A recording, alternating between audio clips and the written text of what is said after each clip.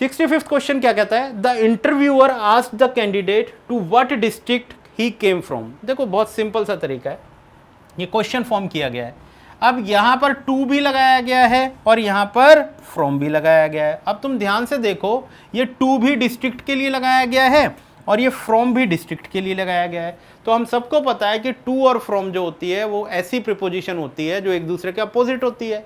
भाई टू क्या होता है, डेस्टिनेशन की प्रीपोजिशन होती है, टू की तरफ जाना, और फ्रॉम वहां से आना। तो अब तुम ध्यान से देखो कि वो जा रहा है या आ रहा है, तो तुम्हें पता लगेगा कि वो वहां से आ रहा है। तो हमें फ्रॉम का यूज करना है, टू का यूज नहीं करना।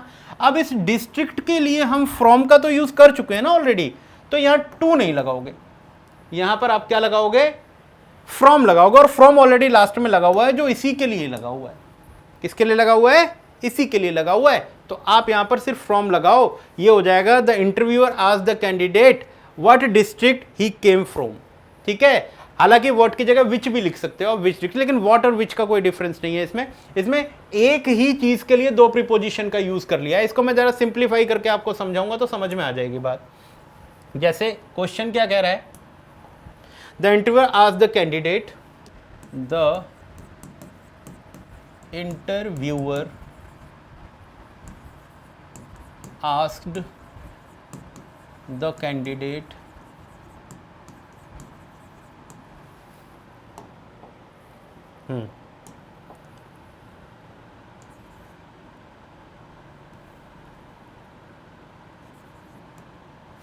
from what district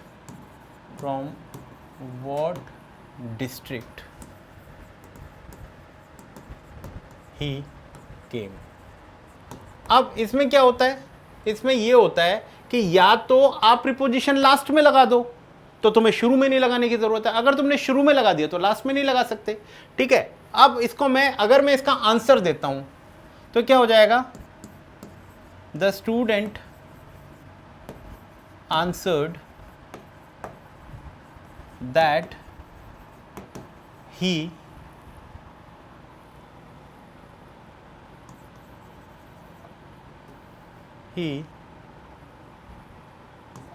had come from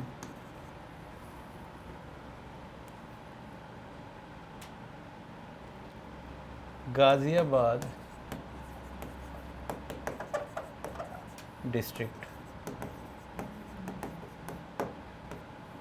अब यहां पर तुम ध्यान से देखो कि क्या फ्रॉम के बाद मैंने कहीं टू लगाया है, कहीं नहीं लगाया।